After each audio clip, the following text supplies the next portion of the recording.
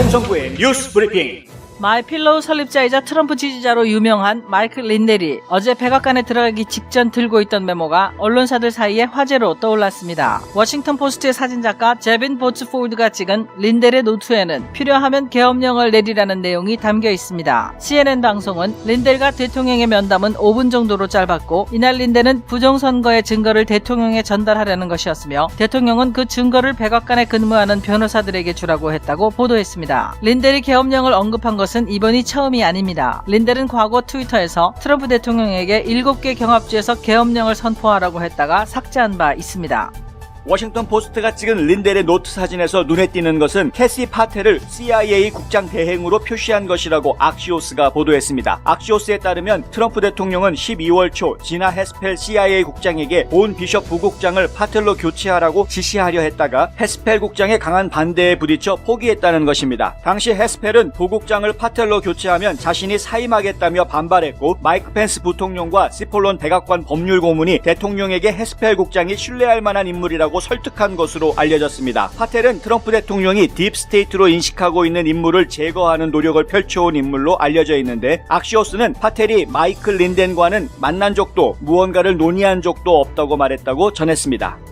로렌스 키프 플로리다 북부지검장은 어제 FBI가 텔라시에서 극단주의자 데니얼 베이커를 체포했다고 발표했습니다. 검찰은 베이커가 소셜미디어를 통해 사람들을 모으고 훈련시켰으며 플로리다주 의사당을 공격할 계획을 세웠다고 밝혔습니다. 키프 지검장은 정치적 사회적 스펙트럼의 양끝에서 폭력을 의도하는 극단주의자들은 반드시 중지되어야 한다며 이번 검거가 이 같은 일을 준비하는 모든 사람들에게 경고의 메시지가 되길 바란다고 말했습니다. 기소장에 따르면 2017년 시리아에서 아이시스 퇴치 작전에 참여했던 공수부대 출신인 베이커는 자신을 하드코어 좌파라고 불렀으며 대통령 취임식 날 트럼프 지지자들을 공격할 계획이었던 것으로 알려졌습니다.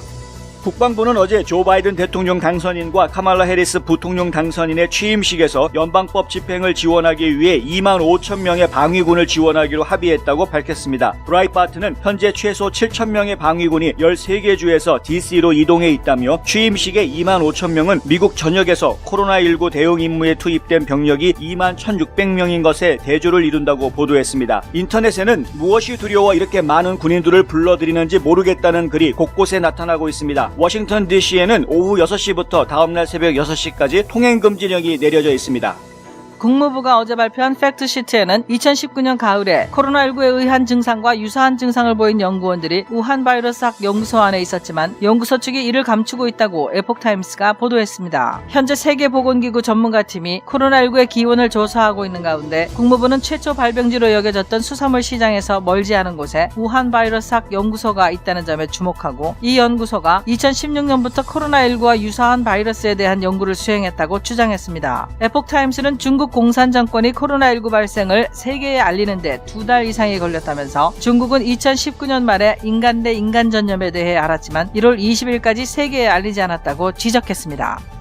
알렉스 아자르 보건장관은 어젯밤 CNN 보도와 달리 저는 보건복지부에서 여전히 미국 국민을 섬기고 있다며 코로나19 팬데믹을 감안해 조 바이든 당선인에게 정부 이전을 돕고 있다고 밝혔습니다. 이는 CNN이 아자르 장관이 임기를 불과 5일밖에 남지 않은 채 사임했다고 보도한 데 따른 것입니다. 아자르 장관은 어제 본인의 이임사를 미리 발표하기도 했습니다. 아자르의 후임으로 바이든의 지명을 받은 차기 보건장관은 하비에르 베세라 캘리포니아주 법무장관인데 민주당은 그가 사상 첫 라티노 보건후생부 장관이라는 데 방점을 두었지만 법조인 출신으로 보건 관련 경력이 전무해 논란이 되기도 했습니다. 오늘은 전국 종교 자유의 날입니다. 이날은 1786년 토마스 제퍼슨이 버지니아주의 종교자유법을 제정한 날인데 이후 수정헌법 제1조의 기초가 되어주었습니다. 1993년부터는 매년 대통령이 전국 종교자유의 날을 선포하고 있습니다. 트럼프 대통령은 어제 발표한 선포문에서 미국인들이 종교적 자유의 축복을 누리는 동안 전 세계의 다른 사람들은 이 권리를 거부당하고 있다는 것을 결코 잊지 말아야 한다며 미국인들이 타의 추정을 불허하는 자유로 연합함으로써 우리는 우리 땅과 전 세계 세계에서 종교적 자유를 보호하고 보존할 것을 다시 한번 약속한다고 말했습니다. 마이크 폼페이오 국무장관은 트위터에서 건국의 아버지들은 개인이 종교의 자유를 행사할 수 있을 때 국가가 번영한다는 것을 이해했다면서 정부는 종교 이념을 전파하는 것이 아니라 이 권리를 보호해야 한다고 말했습니다. 프랭클린 그레이엄 목사는 종교의 자유는 매우 소중한 것이며 바이든 정부도 종교 자유의 가치를 이해하고 보호해주기를 바란다고 말했습니다. 전국 총기협회 NRA가 어제 댈러스 연방법원에 파산 신청을 했습니다. 이번 파산 신청은 NRA의 임원진이 호화로운 생활에 공금을 불법 전용했다며 뉴욕의 주 법무장관이 단체에 소송을 제기한 지 몇 달 만에 나온 것입니다. NRA는 코로나 여파로 수십 명의 직원을 해고하고 전국 대회를 취소하는가 하면 기금 모금도 중단한 상태임에도 불구하고 지난 몇 년 만에 가장 강력한 재정 상태를 유지하고 있다고 주장했습니다. 약 500만 명의 회원을 거느린 NRA는 버지니아에 본부를 두고 있지만 1871년 뉴욕에서 비영리 단체로 승인을 받아 뉴욕주 소속 단체로 되어 있습니다. NRA는 이번 일로 뉴욕을 정리하고 텍사스에서 재편성할 계획이라며 운영이나 인력에 큰 변화가 없을 것으로 예상된다고 밝혔습니다. 하버드 대학의 헌법학자 앨런 더쇼위츠 교수는 트럼프 대통령이 탄핵받을 만한 범죄를 저지르지 않았지만 하원이 헌법을 위반했다고 밝혔습니다. 더쇼위츠 교수는 뉴스맥스의 세러데이 리포트에 출연해 대통령이 법 위에 있지 않다고 들었지만 의회는 법 위에 있지 않다며 이번 주 초 의회가 대통령을 탄핵했을 때 그들은 6건의 헌법 위반을 저질렀다고 했습니다. 더쇼위츠 교수는 언론의 자유를 침해했고 탄핵 기준을 위반했으며 취득 원칙을 위반했고 적법한 절차를 계속 어겼다고 지적했습니다. 그러면서 아이러니하게도 국회의원들은 의회 행동으로 인한 법적 책임으로부터 보호받기 때문에 대통령과 달리 그들이 기소되지 않는다고 주장했습니다. 더쇼위츠 교수는 상하원 의원들이 면책특권에 있는 만큼 이들을 여론의 법정에 회부해 투표로 퇴임시키는 것만이 유일한 제재책이라고 말했습니다. 그는 과거 닉슨 전 대통령이 사임하자 상원에서 탄핵 심판을 끝냈던 점을 지적하고 상원은 일반 시민을 재판할 수 없다고 덧붙였습니다. 노르웨이에서 코로나19 백신 접종자 중 23명이 숨졌다고 블룸버그 통신이 보도했습니다. 당국은 14일까지 23명이 사망했다고 보고했는데 대부분은 요양원에 입원한 80세 이상 고령자로 알려졌습니다. AP통신은 이들 중 13명이 부검 결과 백신 접종과 연관됐을 가능성이 있다고 보도했습니다. 노르웨이 의학청은 백신의 부작용은 열과 메스꺼움이었고 이 부작용이 노환이 있는 일부 환자의 죽음으로 이어졌을 수 있다고 설명했습니다. 노르웨이 보건당국은 고령층과 말기 환자는 백신이 지나치게 위험할 수 있다며 접종 자제를 권고했습니다. 미국에서는 백신 접종에 따른 알러지 반응이 지난달 14일부터 23일 사이에 21건이 보고됐습니다. 이는 100만 회 접종당 11.1건에 해당하는 것입니다. 제임스 라이스 자동차 사고 변호사, 그의 실력은 이미 인정받았습니다. 미국 전체의 상위 1% 변호사 선정, 멀티밀리언 달러 승소 변호사, 14년 연속 AB 등급 유지, 6년 연속 슈퍼 변호사. 하지만 저희 최고의 자랑은 고객이 주시는 믿음입니다. If you've been injured in an auto accident, I want you to call me. I know who the enemy is, I know how they fight, and most of all, I know how to win. 제임스 라이스 법률그룹. 안녕하십니까, 홍성고 기자입니다. 어제 오늘 사이에 인터넷상에서도 그렇고 신문지상에도 그렇고 지금 가장 눈길을 끌고 있는 사람이 하나 생겼습니다. 바로 린델이라는 마이필로우의 대표인데요. 마이필로우라는 회사는 원래 베개 만드는 회사입니다. 마이필로우, 그러니까 내 베개라는 회사인데 이 마이클 린델이라는 대표는 아주 오래전부터 트럼프 대통령과 교분을 가져온 사이로 알려져 있고요. 공화당 쪽에 상당히 오랫동안 후원을 했던 그런 든든한 후원자로도 알려져 있습니다. 이번에 트럼프 대통령 선거 때에도 직접 트럼프 대통령의 버스 투어를 따라다니면서 전국을 순회하면서 트럼프 대통령 유세를 같이 도왔던 그런 인물이기도 하고요. 트럼프 대통령을 만나러 백악관에 여러 번 방문하는 모습을 보이기도 해서 관심을 좀 모았던 그런 인물이죠. 그런데 이 린델이라는 대표가 이 끝까지 음모론자들이 이야기해왔던, 주로 이제 음모론 쪽에서 많이 다루어왔던 트럼프 대통령이 결국에는 계엄령을 선포하고 딥스테이트와 관련된 모든 사람들 다 잡아들일 것이다, 이러한 이야기들을 끝까지 했던 인물입니다. 최근에도 며칠 전이죠. 지난주만 해도 트럼프 대통령과 만나고 오는 길이다 라면서 이제 인터넷에 영상을 하나 올린 것이 있는데, 본인의 자가용 비행기 안에서 찍은 영상이었는데요. 그 영상 내용에서도 보면은 결국은 트럼프 대통령이 이미 반란 진압법에 대해서 사인을 했고 서명을 했고, 그리고 비밀리에 지금 다 움직이고 있는 중이다. 결국에는 이 반란 음모에 가담한 그 부정선거를 조장한 사람들 전부 다 잡아들일 것이고, 그리고 1월 20일 날 대통령으로 취임을 할 것이다. 이제 이런 주장을 계속 펼쳤던 그런 인물입니다. 그런데 왜 이 인물이 갑자기 또 언론의 조명을 받느냐? 어제 백악관에 방문을 합니다. 백악관에 가서 트럼프 대통령을 만나고 왔는데, 만나러 가기 직전에 백악관 안으로 들어가는 그 장면에서 워싱턴 포스트 사진 기자가 찍은 사진이 크게 화제가 됐습니다. 그 사진에 보면은 이 린델 대표가 손에 들고 있는 서류가 보이는데, 그 서류 안에 필요하다면, if necessary, 필요하면은 계엄령을 선포하라라는 이야기가 있습니다. 그리고 또 부정선거에 대한 이야기, 부정선거를 이유로 하자라는 이야기, 중국과 이란 같은 곳들이 외세에서 이 선거에 개입했다라는 정황이 있다. 이런 이야기들, 그런 이야기들이 살짝 보였고요.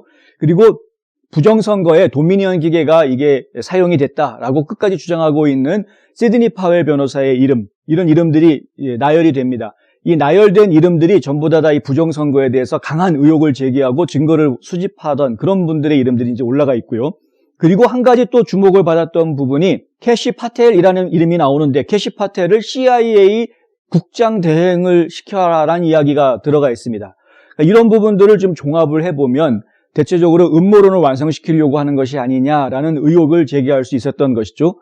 워싱턴 포스트가 이것을 대서특필하고 CNN을 비롯해서 수많은 언론들이 이 기사를 쓸 수밖에 없었던 것이, 혹시 트럼프 대통령이 이번 선거에 대해서 불복하는 그 마지막 단계로 결국은 무력 시위를 하는 것 아니냐, 계엄령을 선포한다거나 군부대를 동원하는 그런 무력 도발을 하려고 하는 것이 아니냐라는 의혹을 제기하게 된 겁니다. 그래서 이제 갑자기 주목을 받게 됐죠. CNN에서 인터뷰한 결과로는 이 린델이라는 대표는 트럼프 대통령과 어제 딱 5분만 면담을 가졌다고 하고요. 면담 내용도 사실 알려진 바는 아주 간단합니다. 뭐냐 하면은 대통령 선거에서 부정이 있었다라는 증거들을 수집하고 있는 중이었기 때문에 그것과 관련된 자료를 전달하려고 왔던 것이었고, 트럼프 대통령이 그 자료는 법무팀에 넘겨라 해서 백악관에 있는 변호사들한테 그 자료를 넘기고 왔다. 이게 답니다. 린델 대표가 직접 이야기한 내용은 아니고요. CNN에서 익명의 제보자를 인용해서 이렇게 이야기를 합니다. 보통 이제 언론사들이 실제 백악관 안에 있는 근무하는 사람들 중에 연락을 해서 무슨 일이 있었느냐 자꾸 캐물어가지고 이제 정보를 캐내는 이런 경우로 제가 이해를 하고 있고요. 그렇다면은 이건 CNN 쪽에서 틀린 보도를 내지는 않았을 것이다라고 생각하고 있습니다. 그리고 또 악시오스라는 매체가 있죠. 악시오스라는 매체에서도 그 파텔이라는 인물에 대한 이야기를 합니다. CIA 국장으로 파텔이라는 이름이 거론이 됐는데, 실제로 이 파텔을 CIA의 부국장을 시키려고 했던 일이 있었다라는 보도를 내놓습니다. 악시오스에서 내놓은 보도입니다. 이것은 실제 있었던 일이고요. 12월 초에 있었던 일입니다. 그러니까 에스퍼 국방장관을 해임하고, 그리고 나서 크리스토퍼 밀러를 이제 국방장관 대행으로 임명을 하죠. 그 다음에 파텔을 CIA 부국장으로, 기존에 있던 CIA 부국장을 내보내고 캐시 파텔을 부국장으로 이제 올리려고 하는 그런 인사 이동을 하려고 했던 것인데, 당시에 CIA 국장을 현재 CIA 국장을 맡고 있는 지나 헤스펠이 이거 아주 강력히 반대를 했다라는 겁니다. 그렇게 부국장 갈아치울 거면 차라리 내가 옷을 벗겠다, 내가 사표 내겠다, 이런 식으로 이제 강하게 반발을 했다는 것이죠. 그 당시에 이제 지나 헤스펠이 그렇게 강하게 반발을 할 때 마이크 펜스 부통령하고 그다음에 그 시폴론이라는 백악관 법률 고문이 있었죠. 지금은 해임됐지만 이 시폴론 법률 고문이 헤스펠 CIA 국장은 믿을 만한 사람이니까 대통령이 그 사람 말을 좀 따라달라라고 강력하게 조언을 해서, 그래서 그때 파텔을 부국장으로 앉히는 계획이 이제 취소가 됐고요. 대신에 지금 파텔은 크리스토퍼 밀러 국방장관의 비서실장으로 지금 일을 하고 있는 그런 상태입니다. 밀러 국방장관 얘기를 해드리자면 원래 대테러팀 전담을 하고 있던 인물입니다. 그러니까 이런 인물을 갖다가 국방장관 대행으로 앉혔다라는 것에 대해서 사람들이 지금 의혹의 눈빛을 가질 수밖에 없었죠. 대테러 진압을 지휘했던 인물이기 때문에 결국에는 이런 인사가 무엇인가 이제 계엄령이라든가 어떤 특정 인물들에 대한 체포작전으로 이어질 수 있는 것 아니냐라는 의혹이 이제 제기가 됐던 겁니다. 그리고 지금 캐시 파텔이라는 인물에 대해서도 좀 말씀을 드리자면은 원래가 군부 출신이 아닙니다. 그리고 정보통 출신도 아니었고요. 그냥 국회의원의 보좌관을 하던 인물이었는데, 그런데 어쩌다 보니까 지금 정보통에 들어와서 왔다 갔다 하게 됐고, DNI, 그러니까 국가정보국에서도 일을 했던 그런 경력이 있는 인물입니다. 그런데 캐시 파텔에 대해서 사람들이 많이 주목하고 있는 부분이 뭐냐면은 트럼프 대통령이 러시아 스캔들 때문에 많이 궁지에 몰려 있었던 당시에 뮬러 특검이 트럼프 대통령을 수사하는 그런 과정에서 이 파텔이 트럼프 대통령한테 유리한 일들을 많이 진행을 해주었습니다. 그래서 결국에는 무죄 판결을 받을 수 있는 상황까지 이제 이어졌던 것이죠. 그래서 트럼프 대통령은 이 파텔이 가지고 있는 충성심, 그 능력, 이런 것들을 좀 높이 사고 있는 이런 상황이고, 그리고 알려져 있기로는, 특히 그 좌파 진영이 알려져 있기로는 이 파텔은 트럼프 대통령의 머릿속에 딥스테이트 인물이다라고 생각하는 인물들을 주로 숙청하러 다니는, 찾아내서 제거하러 다니는 그런 인물로 파텔을 생각하고 있습니다. 그러니까 파텔을 CIA 부국장으로 앉히겠다는 얘기가 나왔을 때 국방장관은 밀러를 앉혀놓고 그리고 파텔을 CIA에 올려놔? 그러면은 군부와 정보부를 전부 다 지금 트럼프 대통령이 꽉 쥐고 무언가를 하겠다라는 그런 의미로 비춰졌기 때문에 굉장히 위험한 신호로 받아들였던 것이죠. 지금에 와서야 우리가 다 이해하고 있는데 그 당시에는 사실 마이크 펜스 부통령이라든가 시폴론 백악관 법률 고문 같은 경우에 트럼프 대통령을 배반할 사람들이라고는 도저히 생각하지 않았던, 그 당시로서는 매우 충직한 그런 사람들로 이해하고 있었던 상황이었기 때문에 트럼프 대통령이 그 사람들의 조언을 받아들일 수밖에 없는 그런 상황이었던 겁니다.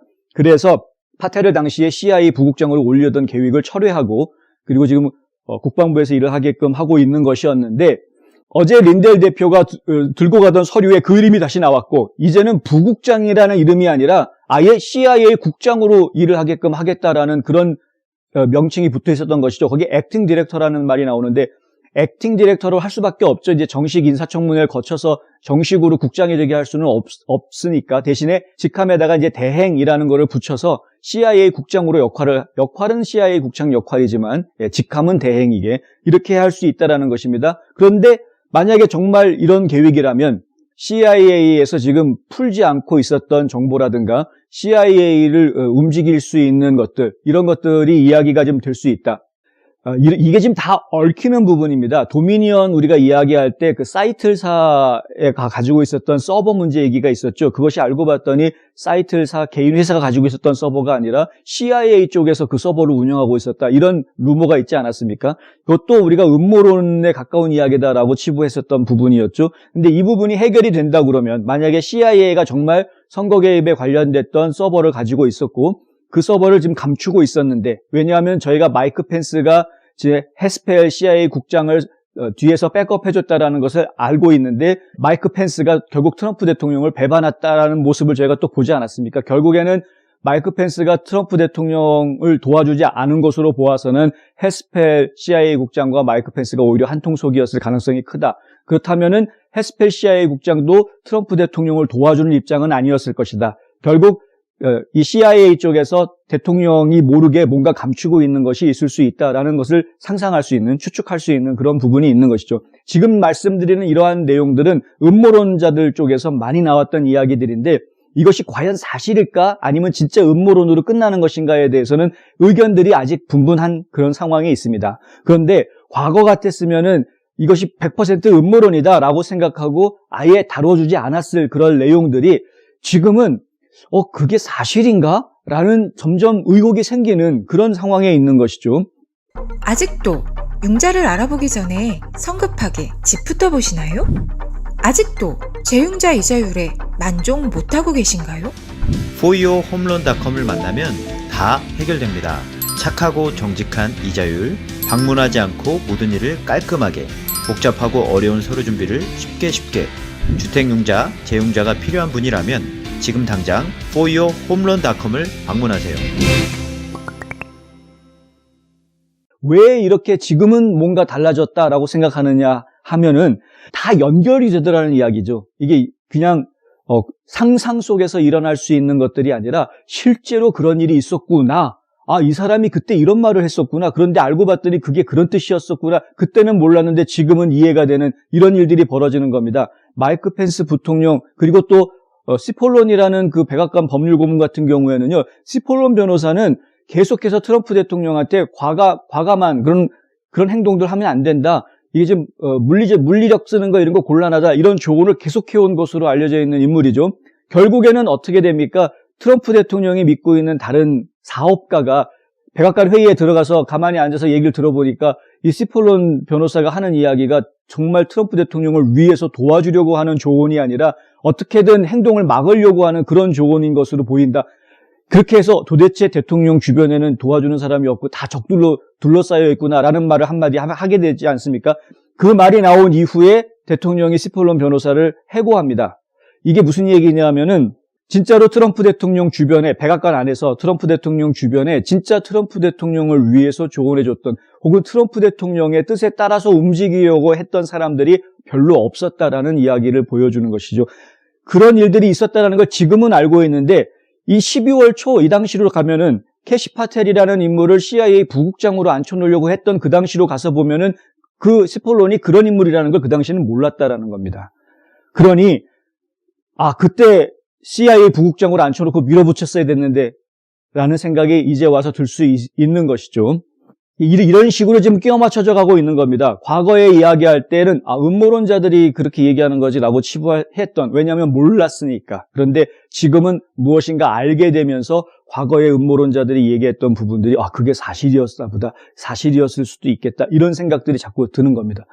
이렇게 되면 사실 혼란에 빠지기 쉽습니다. 혼란에 빠질 수밖에 없죠. 어디까지가 진실이고 어디까지가 거짓인지가 구분이 잘 안 되니까 그럴 수밖에 없는 겁니다. 예전에 한국의 드라마 중에서 개와 늑대의 시간이라는 드라마가 있었는데 그 드라마에 나온 그 제목을 뽑았던 것이 바로 어떤 작품에서 나왔던 이야기 아닙니까? 해가 뉘엿뉘엿 져가고 있는데 석양이 지고 있는데 그 석양에서 무엇인가 검은 그림자가 나타나는데 그것이 개인지 늑대인지 구분이 되지 않는다는, 마찬가지인 겁니다. 지금 상황이 그런 것이죠. 지금 석양이 지고 있는데 뭔가 검은 그림자들이 나타나고 있는데 이것이 내 편인지 적군인지 이게 구분이 되지 않는 이런 상황 속에 있었던 겁니다. 트럼프 대통령이. 시간이 지나서 이제 해가 완전히 다 져가지고 어두움이 깔리니까 오히려 더 분명히 선명하게 보이는 그런 이상한, 오히려 햇빛이 있을 때보다, 햇볕이 남아있을 때보다 아예 그냥 햇볕이 없어져 버리고 난 뒤에 오히려 모든 것들이 더 선명해져 보이는 이런 현실을 지금 겪고 있다라는 것이죠. 그렇다 보니까 음모론자들의 음모론 이야기를 무조건 거짓말이야 라고 치부할 수 없는 그런 상황이 돼버려서 한편으로는 이게 정말 이런 일이 벌어졌단 말이야, 믿을 수 있는 거야 라는 생각이 들기도 하면서 또 한편으로는 그럴 수도 있었겠다, 이게 사실일까? 이런 생각들을 이제 갖게 되는 것이고요. 그렇다 보니까 본의 아니게 차라리 정말 이게 사실이었으면, 음모론자들이 얘기했던 것이 정말 사실이었으면, 무슨 얘기냐면 1월 20일 날 트럼프 대통령이 취임을 하는 것이 맞았으면 군 통수권을 지금 가지고 있는 이 군대에 대한 총 명령권을, 실질적인 명령권을 가지고 있는 크리스토퍼 밀러가 트럼프 대통령 편에 확실하게 서 있는 사람이었으면 지금 각 주에서 벌어지고 있는 FBI들이 지금 추적을 하고 있죠. FBI들이 지금 추적을 하고 있는데 이 각 주에서 지금 추적을 해서 잡아내는 사람들이 전부 다 안티파들을 잡아냈으면, 그리고 실제로 선거 부정, 부패 부정에 대한 그 자료들 우리가 루머로 이야기하고 있고 인터넷에 떠돌고 있는 각종 자료들이 그게 사실로 확인이 돼서 그래서 실제로 비상사태 선포할 수 있는, 행정명령을 발동할 수 있는 이런 상황이 전개가 됐으면, 그래서 정말 부정선거에 관련된 관계자들이 낱낱이 다 드러나고 그 사람들을 전부 다 잡아들일 수 있는 이런 정의 구현이 이루어지는 상황이 불과 며칠 안에 기적적으로 나타날 수 있으면 얼마나 좋을까, 이런 생각들을 이제 하게 되는 겁니다. 음모론자들만 이런 생각을 하는 게 아니라 아마 많은 분들이 진짜 그런 일이 벌어졌으면 차라리 좋겠다라고 생각을 하시는 분들이 많을 겁니다. 그럼에도 불구하고 신중하게 생각하시는 분들도 많죠. 신중하게 생각하시는 분들 입장에서는 어차피 바이든이 대통령으로 취임한다고 하더라도 그거로 끝이 아니다. 그 이후에 계속해서 트럼프 대통령은 보수 세력을 집결을 하고 부정선거를 밝히는 노력을 계속할 것이고 선거법 개혁을 위해서 계속 노력을 할 것이다. 그리고 결국에 선거법은 개혁을 이루어낼 것이다. 그 과정 중에 보수 세력이 집결을 하고 2022년이면은 하원의 구조가 다시 공화당이 다수당이 되는 구조로 바뀔 수 있게 될 것이고, 그렇게 됐을 때 선거법이 개혁이 된다고 하면은, 그러면은 2024년의 대통령 선거에서는 또다시 보수 정권이 다시 들어서는 이런 상황이 전개가 될 수도 있다. 이렇게 아주 여유 있게 만만디로 해석하시는 분들도 있을 수 있고요. 또 한편으로 어떤 분들은 그렇게 멀리 볼 거 없다. 일단 바이든 후보가 대통령으로 취임을 한다고 하더라도 계속해서 선거 부정에 대한 문제를 밀고 올라가고 증거를 확실하게 밝혀놓고 그리고 법원에 지금 걸어놓은 법원 소송에서 승리하면, 그러면은 부정선거가 확정되는 순간에 바이든 대통령의 당선도 취소가 될 수밖에 없는 상황이 되는 것이니 결국에는 트럼프 대통령이 다시 재임을 하게 되는 이런 상황으로 갈 수도 있을 것이다. 이런 시나리오를 전개하시는 분들도 있습니다. 어떤 일들이 우리 앞에 펼쳐질지는 물론 우리 인간들은 알 수 없죠. 미래를 우리가 쉽게 알 수는 없죠. 점쟁이들도 잘 못 맞추는 것 같습니다. 아직까지 이 문제에 대해서 딱히 이렇게 될 것이다 라고 이야기하는 점쟁이가 없는 것으로 보아서는 그런 것이죠. 기껏해야 지금 저희가 접하는 거는 허경영 선생 같은 경우에 트럼프 대통령이 다 준비해 놓은 게 있다, 결국에는 이길 것이다, 이렇게 얘기하는 그 정도가 전부라서 뭐 하여간 이제 우스갯소리가 돼버렸습니다만은 지금 상황은 이렇습니다. 음모론자들이 이야기했던 부분들이 상당 부분, 많은 부분이 사실이었던 것으로 드러나는 그런 일들이 있었고, 시간이 지나면서 과거에는 몰랐는데 시간이 지나면서 사실로 밝혀진 것들을 조합을 해보면 음모론자들이 주장했던 부분들이 상당히 맞아떨어지는 이런 것들이 드러났던 점, 이건 상당히 좀 중요한 부분이고요. 그리고 린델 대표가 사진에 노출시켰던 바로 그 부분이 진짜로 트럼프 대통령이 계획을 하고 있는 부분인지, 아니면은 그냥 단순하게 린델이나 린 우드 변호사 같은 경우에도 린델 대표랑 아주 똑같은 그런 주장을 펼치고 있는데, 그분들이 그냥 이렇게 트럼프 대통령한테 제안을 하는 내용으로 그치는 것인지, 그런 것들은 저희가 지금 알 수가 없다. 아니면 이미 다 얘기가 끝나고 일이 진행되고 있는 중인 것을 실수로 노출하게 한 것인지, 뭐 이런 것들은 저희가 지금 알 수가 없다. 이런 것이죠. 화장품 백화점 미씨 화장품 인터넷 주문도 가능합니다. 고객의 꿈을 실현하는 은행, 메트로시티은행. 감기 환자를 위한 출입구 따로 있습니다. 김시현 내과. 몇 가지 좀 이해가 안 되는 부분들, 그런 부분들이 좀 있습니다. 그런 것들을 좀 하나씩 짚어보려고 합니다. 일단은 워싱턴 DC에 지금 군 병력이 지금 계속해서 늘어나고 있습니다. 처음에는 15,000명의 주 방위군을 투입하는 것으로 이렇게 이야기가 되었는데, 이게 지금 25,000명까지 늘어나 있죠. 뭐 최근에 3만 명으로 더 늘린다라는 얘기도 나오고 있는 모양인데, 거기까지는 저희가 확인을 못했고요. 저희가 지금 뉴스 브리핑을 촬영하는 이 시간에는 25,000명으로 늘리는 것까지는 좀 확인이 돼 있습니다.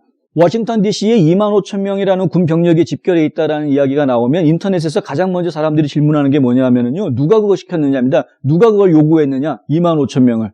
많은 분들이 혹시 트럼프가 계획 세운 거 아니냐라는 이야기 하시는데, 절차상으로 보면은 바이든 취임식을 준비하는 이 준비위원회 쪽, 그러니까 바이든 측에서 지금 요구를 한 겁니다. 그래서 지금 크리스토퍼 밀러 국방장관 대행이 합의해가지고 25,000명 이렇게 된 겁니다. 이렇게 되기까지는 FBI의 보고가 있었죠. FBI 내부 보고를 보니까 16일 아니면 17일, 그러니까 오늘 아니면 내일입니다. 오늘 아니면 내일 이 민병대들이 반란을 일으켜서 워싱턴 DC로 진격을 한다. 이런 이제 첩보가 입수가 됐기 때문에 상당히 위험하다라는 이야기가 있었고요. 그것을 막기 위해서는 지금 군 병력이 필요하다. 이렇게 시작이 된 겁니다. 몇 명이 오겠느냐라는 거에 대해서 지금 FBI에서도 숫자를 정확하게 내지를 못하고 있는 상황이죠. 그런데 FBI에서 지금 추론을 한 것은 뭐였냐면 4,000명이라는 숫자가 나온 게 있습니다. 4,000명은 워싱턴 DC로 진격하는 이 민병대가 4,000명이라는 이야기가 아니라 전국 50개 주에 있는 주 의사당을 다 습격하는, 동시다발적으로 습격하는 이런 계획이 있다라는 얘기가 나왔는데, 그런데 그 전국에 지금 동원되는 민병대를 다 합치면 4,000명 정도가 될 것 같다라는 이야기가 나온 적이 있습니다. 그럼 워싱턴 DC로 집결하는 인력이 그럼 얼마나 되겠느냐? 뭐 많아야 1,000명, 2,000명이면 엄청나게 많은 거겠죠? 그렇다면은 15,000명 군 병력 동원하는 것이 방어하기에 얼마든지 충분한 숫자가 될 것입니다. 그런데 그거 가지고 이제 안 되겠다 이렇게 이야기하는 것이죠. 숫자를 더 늘려달라. 그래서 처음에 2만 명으로 늘렸다가 그 다음에 또 25,000명으로 늘리고 이제는 3만 명으로 늘린다라는 말이 나올 정도까지 가고 있는 이런 상황입니다. 왜 이런 상황이 벌어지고 있을까? 도대체 바이든 캠프 측에서는 뭘 무서워하고 있는 것인가? 뭘 두려워하고 있기에 군대를 동원해달라는 이야기가 자꾸 지금 나오고 있느냐? 이런 것이죠. 이게 상황이 좀 애매한 그런 상황입니다. 그리고 또 한 가지 지금 생각해야 될 부분이, 만약에 밀러 대행이 지금 워싱턴 DC에 있는 모든 딥스테이트 멤버들 잡아들여라고 명령하면은 군인들은 명령에 의해서 그렇게 움직일 거란 말이죠. 그런 계산은 지금 못하고 있는 건가? 바이든 쪽에서는. 그런 계산을 못하고 병력을 늘려달라고 얘기를 하는 건가? 좀 그런 부분도 좀 의심스러운 부분이 있고요. 그 사실은 이제 한 가지 이해할 수 있는 부분은 군 병력이 많으면 많을수록 피해자를 줄일 수 있다라는 그런 측면은 있습니다. 상대방과 우리 편과의 숫자의 이 차이가 커지면 커질수록 피를 덜 흘리고 이길 수 있는 게임이 되는 것이죠. 아예 전쟁이 벌어지지 않을, 아예 싸움 자체가 벌어지지 않을 수도 있게 만들 수도 있는 겁니다. 수적으로 우세하다 보면. 그런 점들을 좀 노리기 위해서 일부러 수를 더 늘리는 것인지 그것까지는 지금 정확하게 알 수 없습니다만은 하여간 한 가지 이해 안 되는 부분이 그런 것이 있다는 것이고요. 그 다음에 여기 그 린델 대표가 들고 있었던 서류에 나와 있는 이름들 중에는 시드니 파웰 변호사 같은 이름이 보이는데, 사실 린 우드 변호사도 그렇고 이 린델 대표도 그랬고 트럼프 대통령한테 계속 조언을 해왔습니다. 시드니 파웰 변호사를 특검을 시켜라. 부정선거에 대해서 감사하는 특검을 아예 맡겨라. 그러면 대통령 취임 일자가 지나고 난 뒤에도 계속해서 특검 활동을 통해서 부정선거에 대해서 보고하게 하고 결론을 내게 할 수 있는 방법이 있지 않느냐라는 것이었습니다. 그런데 트럼프 대통령이 특검 발표를 하지를 않았죠. 뒤에서 자기들끼리 비밀리에 임명을 했는지에 대해서는 아직 알려진 바는 없습니다만 그런 일이 과연 가능한지도 잘 모르겠고요. 암행어사 같은 게 과연 가능한 건지 그건 잘 모르겠다라는 이야기입니다. 그런데 지금 어쨌든 이 이름들이 자꾸 이야기가 되고 있는 것은 결국에는 부정선거를 밝혀내기 위한 노력이 지금도 계속 진행 중이다라는 것을 분명하게 보여주고 있는 것이죠. 이 린델 대표 같은 경우에 하는 이야기는 분명합니다. 트럼프 대통령이 7,500만 명한테 표를 받았는데 바이든 후보 같은 경우에는 8천만 명한테 표를 받았다라고 이야기하지만 실제로 그건 부정선거가 너무 많았던 것이고 부정투표된 것들, 불법 투표된 것들을 다 빼고 나면은 6,800만 표를 받았다라고 이야기를 합니다. 그러니까 당연히 트럼프 대통령이 이긴 선거였다라는 것이죠. 그러니까 그것들을 증명해내기 위해서 지금 많은 자료들을 수집하고 있고 많은 증거들이 지금 모여지고 있는 그런 상황입니다. 그런데 이 증거들을 법원에서 지금 자꾸 보려고 하지를 않고 그리고 주의회에서는 아예 계속 퇴짜를 놓고 거짓말이다. 연방의회에서는 아예 이건 음모론이다. 이렇게 다 깔아뭉개버리죠. 심지어는 연방 상원에서 공화당 대표를 하고 있는 미치 매코넬 의원도 음모론이다라고 이야기를 합니다. 그러니까 부정선거에 대한 이야기들은 지금 자꾸 음모론 취급을 받고 있는 이런 상황에 있기 때문에 이것을 어떻게 하면은 음모론이 아니라 이것이 현실이고 사실이다. 이거를 어떻게 증명해낼 것인가 하는 부분이 굉장히 큰 숙제라는 부분이요. 이 부분을 어떻게 풀어내느냐에 여러 가지 열쇠들이 있을 수 있습니다. 지금 텍사스주에서 선거사범을 체포한 것처럼 각 주에 있는 연방검찰들이 선거사범들을 체포해내고 부정선거가 있었다라는 것을 밝혀내는 이런 방법들이 하나가 있을 수가 있고요. 그리고 해외에서 외세가 선거에 개입을 했다.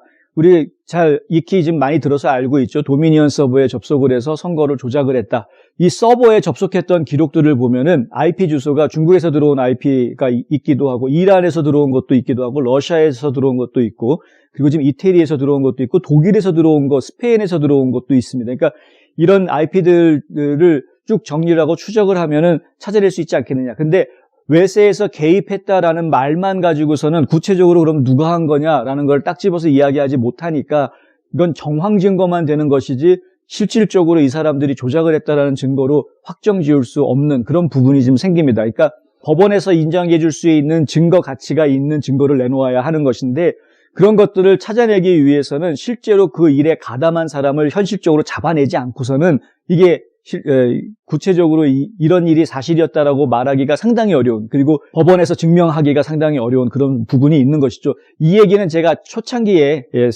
선거가 끝나고 나서 부정선거 의혹이 제기가 됐을 때 초창기에 해드렸던 이야기입니다. 현실적으로 증명하기가 굉장히 어려운 부분이다라는. 그런데 사실 시간이 많이 지나지 않았습니까? 11월 3일 선거가 끝나고 나서 지금 벌써 1월 중순인데요. 지금까지 한 2달 정도의 시간이 지나면서 그 사이에 분명히 범인들을 찾아냈을 수도 있다. 그런 가능성이 충분히 있다라는 그런 이야기가 가능한 겁니다. 왜냐하면은 지난 2달 사이에 무엇인가를 찾아내기 위해서 지금까지 기다렸다라고 이해할 수 있다는 것이죠. 트럼프 대통령이 포기해서 기다리고 있었던 것이 아니고 그리고 힘이 없어서 어떤 명령을 내릴 그런 자격이 없고 힘이 없어서 가만히 있었던 게 아니라는 겁니다. 충분히 무엇인가를 할 수 있는 능력이 있는데 다른 일을 한 것이죠. 보통 많은 국민들이 기대하고 있었던 비상명령 선포라든가 비상사태 선포라든가 아니면은 계엄령 선포라든가 이런 직접적인 국민 눈에 딱 띄는 범인 잡기 활동을 벌인 게 아니라 지금까지 뭔가 다른 일을 해왔다라는 겁니다. 그게 무엇이었겠느냐? 빤한 것입니다. 부정선거의 증거를 찾기 위한 노력이었던 것인데 그 증거를 찾기 위한 노력 중에서도 트럼프 대통령만이 할 수 있는 노력이 무엇이냐면 범인을 색출해내는 능력이. 이것은 일반 국민들이 하기에는 어려운 작업이죠. 자, 부정선거가 있었다라는 증거를 찾아내는 작업들은 일반 국민들도 좀 노력하면은 할 수 있는 겁니다. 전화번호부 대조해보고 실제로 이 사람들이 이사했다라는 그 주소 변경 신청한 것 기록들과 유권자 명부에 있는 주소와의 대조 같은 이런 작업들은 민간인들도 얼마든지 할 수 있는 작업이었죠. 그래서 실제로 그런 일들이 벌어졌습니다. 많은 민간 단체에서 이런 조사 활동들을 벌였고 몇만 개에서 몇십만 개가 잘못됐다라는 그런 보고서들이 지금 나와 있죠. 그런데 이것은 잘못됐다라고 이야기된 보고서이지 그럼 실제로 그걸 누가 의도적으로 한 것이냐 하는 문제야. 만약에 의도적으로 했다면 그것이 누구냐? 누가 그런 것을 사주해서 그런 의도적인 범법 행위가 벌어졌느냐 하는 것을 찾아내야 되는 것인데 그 부분은 보통 일반인들이 할 수 있는 일은 아니었다는 것이죠. 그 일은 사실 수사기관들이 해줘야 되는 부분 아닙니까? 그런데 수사기관들, 움직여줘야 할 수사기관들이 그냥 넉넉고 뒷짐지고 있었던 사람들이 있었던 겁니다. 그러다가 이제 최근에 그것들을 보다 못해가지고 이제 옷 벗게 한 사람들이 지금 나오긴 했죠, 몇 명. 그러니까 결과적으로 말씀드리자면은 결국 수사기관들이 움직였어야 할 문제이고 그런데 실제로 움직였어야 할 수사기관들 중에 상당 부분이 움직이지 않았다. 트럼프 대통령 입장에서는 그래서 믿을 만한 사람이 필요했고 믿을 만한 사람이 움직여서 범인을 색출해내는 작업들을 진행했어야만 했다라는 것입니다. 지금 많은 분들이 D&I 보고서를 기다리고 계실 텐데 D&I 보고서가 계속 늦어져 왔던 이유도 사실은 따지고 보면은 이런 작업 때문에 그러니까 범인을 색출해서 잡아와야 되는데 범인이 누군지를 찾아내는 작업들을 각 정보부들이 지금 진행을 해줘야 되는데 넉넉히 앉아있고 안 했거나 아니면은 범인을 아직 잡아내지 못해서 누가 범인인지 알지 못하기 때문에 지금 계속해서 추적하고 있는 그 보고서를 낼 수 없는 상황이었기 때문에 그걸 지금 뒤로 미뤘던 것이 아니냐 이렇게 이해할 수 있는 것이죠. 그러면 언제쯤 범인을 우리가 알 수 있겠느냐? 이제 시간이 거의 다 됐다라는 것입니다. 경험과 실적이 증명하는 김효지 부동산 전문인. 학자금과 대학 입시 상담은 AGM 인스티튜트. 불타는 곱창이 해서 정말 맛있는 불타는 해물찜. 보통 유튜버들이 이야기하고 있는 트럼프 대통령이 뭐 이렇게 할 것이다, 딥스테이트 관련된 사람들을 다 잡아들일 것이다 이런 식의 이야기들은 기대하지 않으시는 게 좋다라는 겁니다. 트럼프 대통령이 했던 이야기 다시 한번 기억을 잘 해보시면은요. 폭력은 안 된다. 법과 질서의 나라이다. 미국이란 나라는. 그러니까 법과 질서를 지키겠다라는 이야기를 계속했다라는 것 기억하셔야 하고요. 트럼프 대통령이 또 했던 이야기, 중요한 이야기입니다. 선거법 개혁에 초점을 맞춰서 활동하겠다라고 이야기했습니다. 본인이. 그러니까 선거법을 바로잡는 노력, 부정선거를 밝혀내서 결국에는 선거법을 바로잡겠다라는 그 노력을 펼치겠다라고 이야기한 것이죠. 이 노력은 대통령의 재취임을 한다 안 한다 하고는 별개의 이야기다. 1월 20일 날 대통령 취임을 하지 않더라도 그렇더라도 트럼프 대통령은 계속해서 부정선거를 밝혀내는 노력을 할 것이고 그런 노력이 전개될 때 보수 쪽에 있는 많은 지지자들이 다시 결집을 하는 모습이 보여질 것이고 그것이 결국 이 미국의 자유민주주의를 지키기 위해서 선거를 바로잡는 미국의 선거를 제대로 바로잡는 그런 대국민 운동으로 확산이 될 가능성이 있다. 이것이 저희가 지금 논리적으로 바라보고 있는 향후 이 미국의 방향이다. 이렇게 말씀드릴 수 있습니다. 앞서서 굉장히 많은 음모론 이야기들을 해드린 이유는 그런 부분들이 실제로 사람들 사이에서 회자가 되고 있기 때문에 말씀을 드린 것이고요. 이런 부분을 저희가 몰라서 보도를 안 해드리는 것이 아니라는 점을 좀 확실하게 해드리려고 하는 겁니다. 이런 부분을 알고는 있는데 상당 부분이 사실에 근거한 어떤 근거가 있는 이야기들을 가지고 이런 이야기를 전개한다기보다는 대부분 추측에 의해서 시작된 이야기들이 너무나 많기 때문에 그렇기 때문에 저희가 음모론이라고 이야기를 해드리는 것이고요. 지금 저희가 정확하게 말씀드릴 수 있는 부분들은 트럼프 대통령은 선거법 개혁에 초점을 맞추고 있다. 그것이 미국을 바로 세우는 길이라고 확신하고 있고 그것이 바로 트럼프 대통령의 정치력, 영향력을 계속 유지할 수 있는 방법인 것이고요. 대통령직에서 퇴임을 한다고 하더라도 그 이후에 이 좌파 세력이 트럼프 대통령을 압박하고 올가매는 것으로부터 본인을 보호할 수 있는 힘도 결국에는 거기에서부터 나오는 것이다. 왜냐하면은 그런 노력을 계속한다 그러면은 이 보수 진영에 있는 많은 국민들이 트럼프 대통령을 지지하고 옹호할 것이기 때문에 그렇습니다. 그러면 국민들이 지지하고 따르는 지도자는 다른 정치인들이 함부로 할 수가 없는 것이기 때문이죠. 결국은 트럼프 대통령에 대한 지지 세력들이 계속해서 집결하고 그 세를 더욱더 키워나갈수록 선거법 개혁이라는 것이 현실로 다가올 수 있고 결국 그렇게 해야지만 이 자유민주주의의 질서를 바로 세우고 미국이라는 나라를 바로 세울 수 있겠다라는 이야기를 드립니다. 한 곳에서 시작되는 안정된 미래, 선우앤선우 종합보험. 고객과 직원을 지켜주는 스니즈가드. 지금 주문하세요. 베너앤프린트. 오늘은 전국 종교 자유의 날입니다.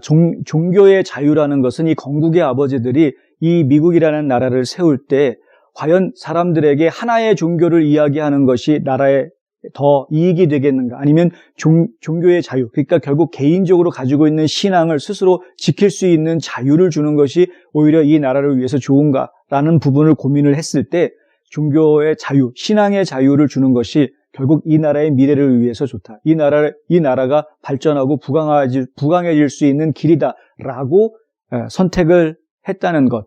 그것이 굉장히 중요한 것이죠. 이 토마스 제퍼슨이라는 분은 여러분 잘 아시겠지만 건국의 아버지들 중에 하나이고 버지니아주에서 종교자유법이라는 것을 제정을 한 게 바로 1월 16일입니다. 1786년 1월 16일이었고요. 이 종교자유법이라는 것이 결국에는 수정헌법 제1조의 기초가 되어줍니다.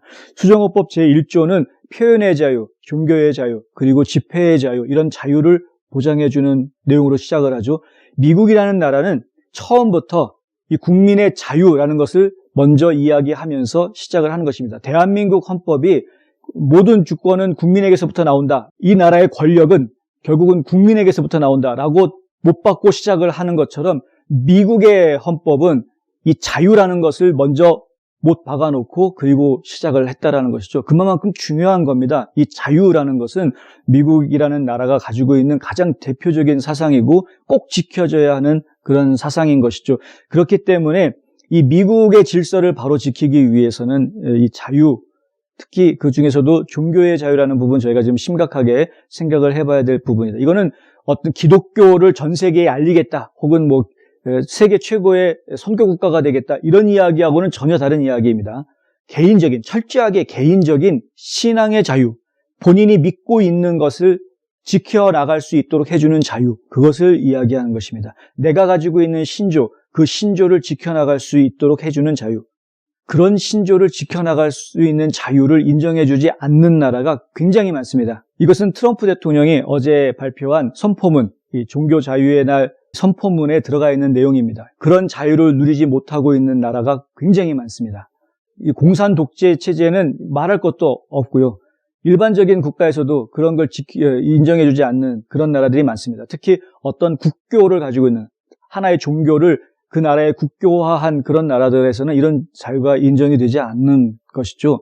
결국에는 미국이라는 나라가 가지고 있는 것은 기독교 정신에 입각한 나라이고 기독교 정신을 밑바탕에 깔고 있는 나라임에도 불구하고 종교의 자유라는 것을 인정해 줌으로 인해서 우리 인간들이 가지고 있는 자유, 인격을 인정해 주는 것입니다. 신앙의 자유라는 것은 바로 그런 것입니다. 내가 믿고 있는 것을 내가 지켜나갈 수 있는 자유라고 말씀을 드렸는데, 그것은 바로 내 인격을 이야기하는 것이죠. 내 인격에 대한 존중, 이것이 바로 종교의 자유, 신앙의 자유가 상징하고 있는 부분인 것입니다. 그 인권을 누릴 수 있다는 것이죠. 어떤 분들은 종교 생활에 대해서 이야기할 때 종교가 가지고 있는 좀 배타적인 부분들에 대한 이야기를 많이 하십니다. 비판적으로 보실 때는 그런 이야기 얼마든지 하실 수 있죠. 특히 기독교가 그런 모습 많이 보여줬었고 이슬람교가 또 그런 모습을 좀 많이 보여주고 있습니다. 그런데 실제 종교의 모습은 사실 그런 게 아니죠. 종교는 어디까지나 개인적인 것이다 라는 이야기를 좀 해드릴 수 있는 것입니다. 뭐냐면 종교의 진정성은 이 개인을 얼마만큼 더 순화시키고 이 개인을 얼마만큼 더 단련시키고 이 개인의 정신, 영혼에 얼마만큼 더 선한 영향을 끼치느냐 하는 부분이 정말 종교가 가지고 있는 진실한 부분인 것이죠.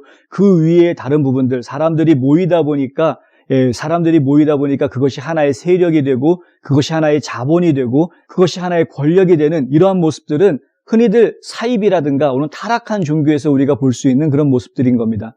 교회에서 이야기할 때 하나님과 인간의 관계는 철저하게 하나님과 나와의 1대1의 관계로 이야기를 하지 절대 1대 다의 집단으로 이야기하지 않습니다. 예수 그리스도가 십자가에 달려서 죽었다. 그러면 그 죽음이 나 때문에 죽었다라고 이야기하는 것이죠. 그건 철저하게 나와의 관계로 이야기가 될 수 있을 때에 그때서야 종교심이라는 것이 만들어지게 되고 신앙이라는 것이 만들어지게 되는 것입니다.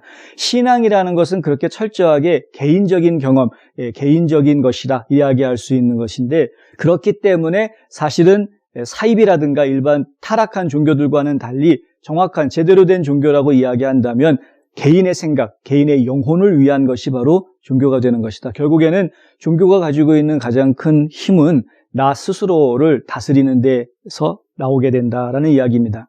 그래서 결국에는 이 신앙이라는 것은 그 사람의 생각하는 방법, 그 사람이 인생을 살아가면서 결정을 하게 되는 방법, 그 사람이 어떤 가치관을 가지게 되는가를 결정짓는 그러한 요소로 작용을 하게 되는 것이죠. 이거 굉장히 중요한 겁니다. 그래서 내가 인정할 수 있는 나만의 신앙을 갖는 것을 내 마음대로 하지 못한다고 하면 그 사람은 자신의 가치관도 형성할 수 없는 것이고 그 사람은 자신의 영혼도 다루지 못하고 그 사람은 자신의 생각도 자기 마음대로 결정하지 못하는 그런 사람이 되는 것이라는 겁니다. 모든 자유를 다 빼앗기고 나에게서 인격체가 가져야 하는 그런 인격적인 모습들은 다 사라져버리게 된다는 이야기가 됩니다. 이래서 종교의 자유는 중요한 것입니다. 그리고 그래서 종교의 자유는 보호되어야 하는 것이다 라는 표현들을 하고 있는 것입니다. 프랭클린 그레이엄 목사는 이번에 종교 자유의 날을 맞아서 언론과의 인터뷰에서 이런 이야기를 합니다. 트럼프 대통령은 지금까지 종교의 자유를 잘 보호해 주었다. 앞으로 바이든도 이 종교 자유의 가치를 이해하고 그리고 종교 자유를 보호해 주기를 바란다라고 이야기했습니다. 이것은 굉장히 중요한 이야기고요. 이것이 제대로 보호될 때 이 나라는 더 강하고 번영할 것이다. 이 믿음은 미국을 만든 건국의 아버지들로부터 시작되었고 245년이 지난 지금까지도 계속 이어지고 있다. 홍성구의 뉴스 브리핑은 여기까지 하겠습니다. 저는 다음 주에 또다시 찾아뵙겠습니다. 시청해 주셔서 감사합니다.